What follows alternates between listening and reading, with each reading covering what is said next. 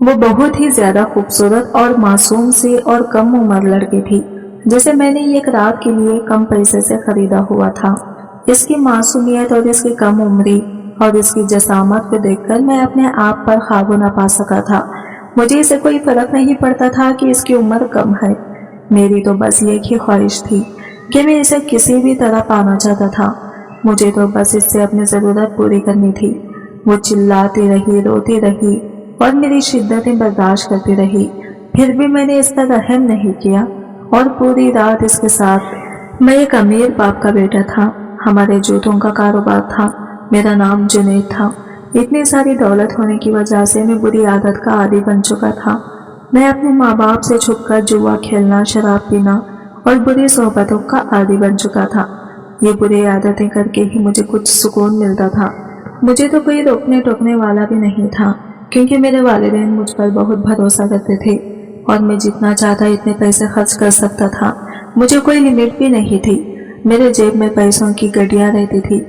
इन्हें सबके कारण मुझे बुरे आदत की लत लग चुकी थी, इसलिए मैं हर रात गुनाह में डूबता जा रहा था।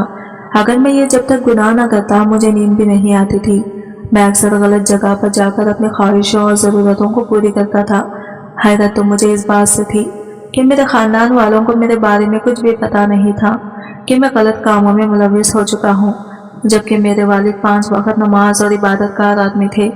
मैं अक्सर कराची में माल लेने के लिए आता जाता था, जहाँ पर मेरे अय्याशियों का सामान सारा मौजूद था, यानी कि शराब, औरतें, सब मुझे यहीं पर मिल जाती थी। एक रात अपनी तलब पूरी करने के लिए मैंने अपने दोस्त साकिब से कहा कि मुझे आज रात मेरा दिल बहलाने के लिए एक लड़की की ज़रूरत है। तुम एक अच्छे से खूबसूरत लड़की को मंगवा लो ताकि मेरा इससे दिल खुश हो जाए और मेरी तलब पूरी हो जाए, मेरी वो ख्वाहिश को पूरा कर सके। ऐसी लड़की मुझे लाकर दे दो। तभी मेरे दोस्त ने कहा कि जितना पैसा तुम फेंकोगे इतनी अच्छी लड़की तुम्हें मिलेगी। मुझे इतनी तलब थी कि मैं बहुत सारे पैसे खर्च करने के लिए भी तैयार था। तभी मेरा दोस्त बहुत खुश हो गया और एक नायिका जहां पर फ़ोन किया, जिसका नाम शहनाज था। इसने फ़ोन उठा के बोला, 5 बजे तक ये लड़की तुम्हारे पास रहेगी और सुबह 5 बजे तक इस लड़की को ले लिया जाएगा। फिर मेरे दोस्त साकिब ने कहा कि तुम पहले इस लड़की के साथ अय्याशी कर लो, फिर मैं भी तुम्हारे साथ आ जाऊंगा उस लड़की के साथ अय्याशी करने के लिए। मैं बहुत खुशी से इस लड़की के आने का इंतज़ार कर रहा था, क्योंकि शहनाज ने उस लड़की की ऐसी तारीफ की थी कि इसकी तारीफ सुनते ही मेरे दिल में बेचैनी पैदा हो रही थी और मैं किसी भी सूरत में उस लड़की को खोना नहीं चाहता था। मैंने फ्रिज खोलकर शराब की बोतल उठाई, लेकिन शराब थोड़ी सी ही थी, मेरी प्यास को बुझा नहीं सकती थी। 10 बजे के करीब थे, दरवाजे पर बेल बजी। मैं बहुत ही ज़्यादा डर गया था। एक बात तो सच है कि जब भी हम गुनाह का सोचते हैं तभी हमें ऐसे डर लगता है, लेकिन इंसान अपने नफस के आगे बिल्कुल भी कुछ नहीं देखता कि वो सही कर रहा है या गलत। वो नफस के धोखे में आकर अपने औकात भूल जाता है। मैंने भी कपकपाते हाथों से जाकर दरवाज़ा खोला था, तब सामने वाला एक मोटा आदमी बैग हाथ पकड़कर खड़ा हुआ था। जब मेरी नज़र उस मोटे आदमी के पीछे पड़ी तो ये कम उम्र लड़की खड़ी हुई थी। इसका कद भी छोटा था और इसका चेहरा नजर नहीं आ रहा था। इस शख्स ने मोटबाना अंदाज में कहा, सरकार, बिल्कुल कुंवारी और नई परी हाजिर है। इस लड़की का हुस्न और जिस्मात देखकर मेरे जज्बात बेकाबू हो रहे थे, लेकिन मैंने महसूस किया कि वो सर से पांव तक बुरी तरह कांप रही थी। इससे पहले कि मैं इसे अपने बाजुओं में लेना, मैंने नरमी से पूछा, तुम डर क्यों रही हो? हालांकि मैंने तुम्हें रकम देकर खरीदा है और तुमने भी इस काम की रकम ली है। मेरे सवाल पर उसने बच्चों की तरह और ज्यादा रोना शुरू कर दिया। कहने लगी, मुझे जबरदस्ती लाया गया है, मैं जरा बराबर भी रजामंद नहीं हूँ। मैं शहनाज को कोसने लगा कि उसने मेरे साथ धोखा किया था।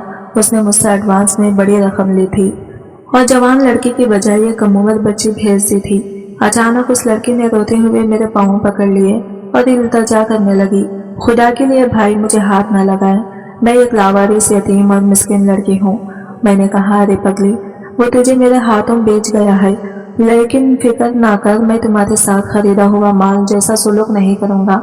मुझे महसूस हुआ कि इसे धोखे से यहाँ लाया गया है।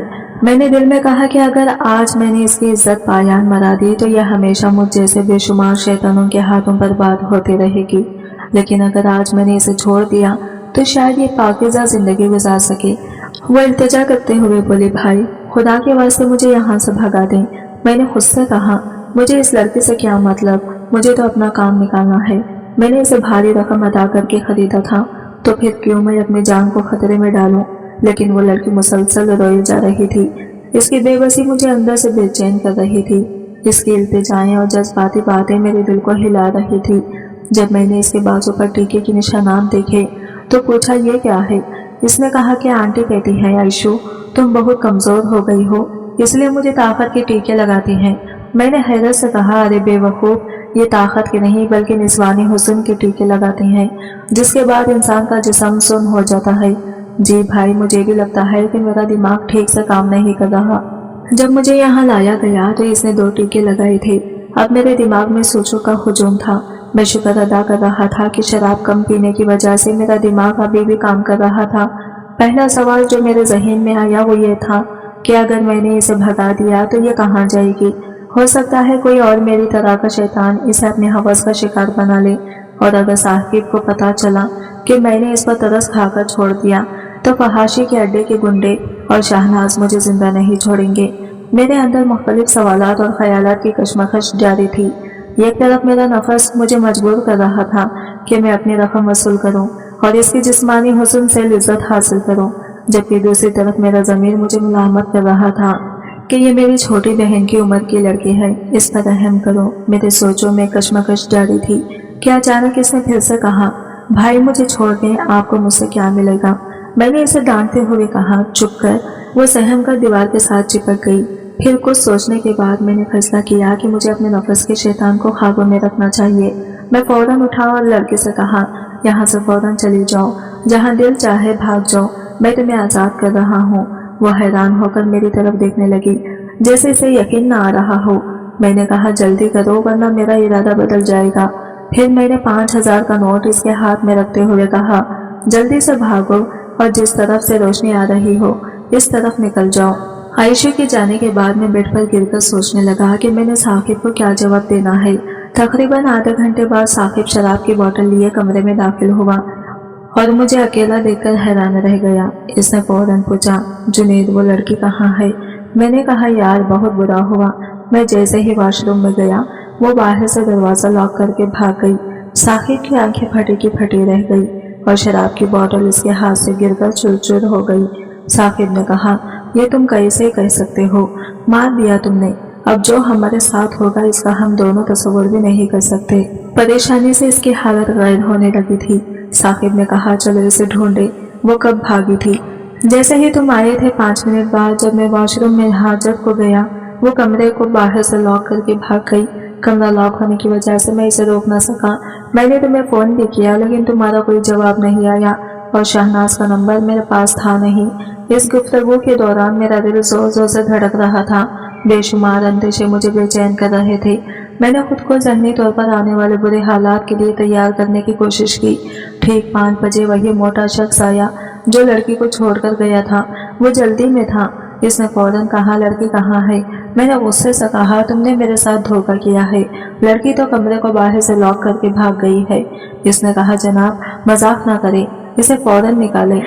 मैंने जवाब दिया, समझ क्यों नहीं आ रही? वो वाकई भाग गई है। जब इसने साकिब से तस्दीक चाही तो साकिब ने सर हिलाकर मेरी बात की तस्दीक कर दी। वो मोटा शख्स गुस्से से बोला, लड़की तो तुम्हें तुम्हारा बाप भी देगा, तुम दोनों का वो हशर होगा कि दुनिया देखेगी। इसने मजीद धमकी दी कि अगर तुमने लड़की वापस ना की तो हम तुम्हारे घर की औरतें उठा लेंगे। इसने कहा कि इससे पहले लड़की वापस कर दो वरना अकबर बदमाश तुम्हारी जिंदगी को जहन्नम बना देगा। ये कहकर वो चला गया। साकिब ने खौफजदा लहजे में कहा, अकबर बहुत खतरनाक बदमाश है, अगर इसने हमें ढूंढ लिया तो मार डालेगा। भाग जा यार, मैं भी यहाँ से निकल रहा हूँ। इसकी बात सुनकर मैं फौरन वहाँ से निकल आया। जब घर पहुँचा तो वालिद ने सामान के बारे में पूछा। मैंने झूठ बोला कि रास्ते में डाकुओं ने पाला पड़ गया था। वालिद ने मेरी बात पर यकीन कर लिया और शुक्र किया कि जान बच गई। लेकिन इन्हें क्या मालूम था कि मैं किस मुसीबत में फंस चुका हूँ।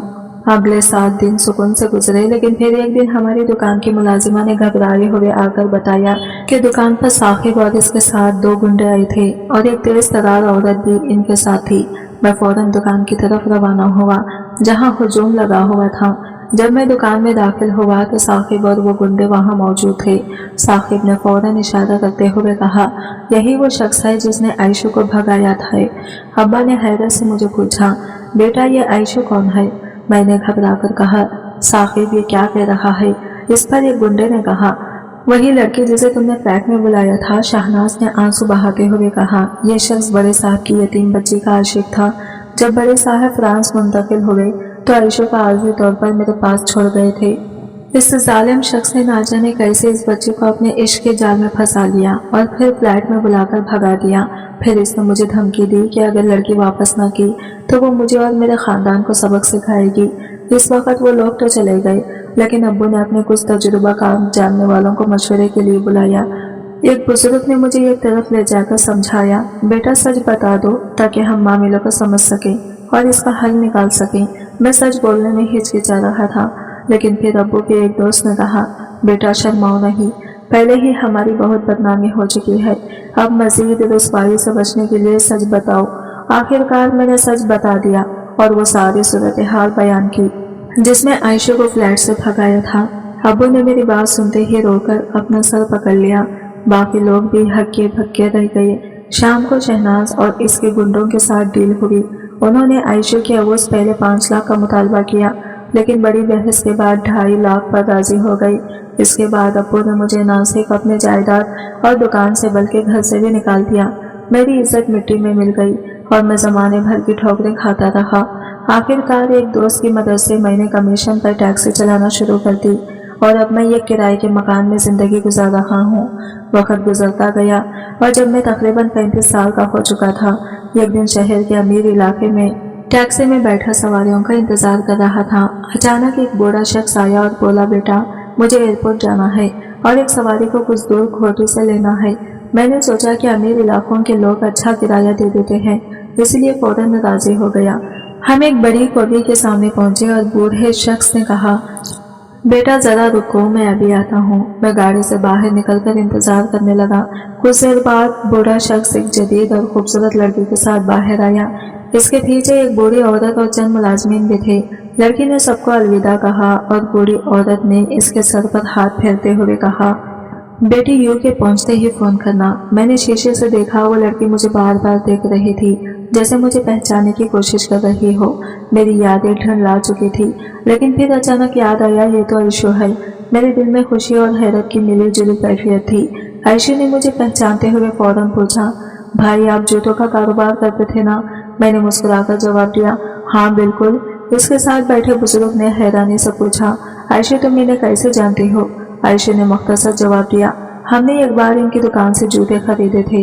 इसने फिर मुझे खामोश रहने का इशारा किया, जैसे वो बूढ़े को कुछ बताना नहीं चाहती थी। मुझे वो दिल खराज रात याद आने लगी जब आयशा एक बेबस लड़की के तौर पर मेरी जिंदगी में आई थी।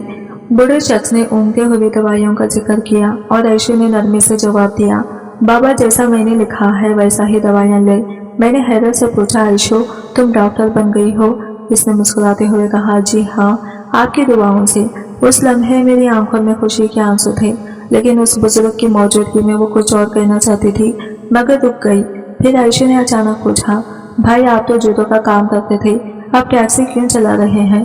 मैंने जवाब दिया, तुम्हें फ्लैट से भगाने के जुर्म में मेरी खुशहाल जिंदगी छीन गई, लेकिन आज तुम्हें इस मुकाम पर देखकर मुझे अपने किए पर अफसोस नहीं बल्कि फख्र है। मेरी आंखों में खुशी के आंसू थे। आयशा की आंखों में भी आंसू भर आए और उसने कहा, भाई आपका शुक्रिया कि आपने इस रात मेरे साथ नेकी की और आज मेरी जिंदगी संवर गई। अगर आप उस रात मेरे साथ बुराई कर लेते तो मैं आज इस मुकाम पर कभी न पहुंच पाती। इसने जाते हुए मुझे अपना नंबर दिया और कहा, भाई मुझसे राबिता जरूर करें, मैं आपको यूके बुलाऊंगी, आपकी मदद करके मुझे खुशी होगी। इसका ससुर वापस आया और दोनों एयरपोर्ट के अंदर चले गई। जाते हुए आयशा पलट पलट कर मुझे देखती रही। अगले चंद माह तक मैंने आयशा से राबिता नहीं किया। मेरे लिए ये जान लेना ही काफी था कि मेरी एक नेकी की वजह से किसी की जिंदगी संवर गई। लेकिन फिर एक दिन मैंने उससे राबिता किया और उसने ना सिर्फ मेरे वीज़ा और सफरी अखराजात का इंतजाम किया, बल्कि यूके बुलाकर मुझे एक अच्छी नौकरी दिलाई और रहने के लिए घर भी दिया। बाद में उसने मेरी एक मुसलमान मर्द से शादी भी करवा दी। इस वाक़ये के बाद मैंने ये जाना कि दुनिया की मुश्किलात कुछ भी नहीं, असल इम्तिहान और सज़ा तो क़यामत के दिन की है। मेरी जिंदगी के गुनाहों का कुफारा शायद मेरी ये एक नेकी ने कर दिया। दोस्तों, चाहे आप कितने ही गुनहगार क्यों ना हो, जब भी आपका ज़मीर मलामत करे, नेकी करने से जरिया ना करें। छोटी सी नेकी कभी बड़ी बरकत का जरिया बन जाती है। अल्लाह तौबा करने वालों को माफ़ करने वाला है और वो अपनी मखलूक से बेपनाह मोहब्बत करता है। दोस्तों, चंद मिनट के मजीद के लिए किसी बेचारी की ज़िंदगी तबाह करना ये कहाँ की मर्दानगी मांगी।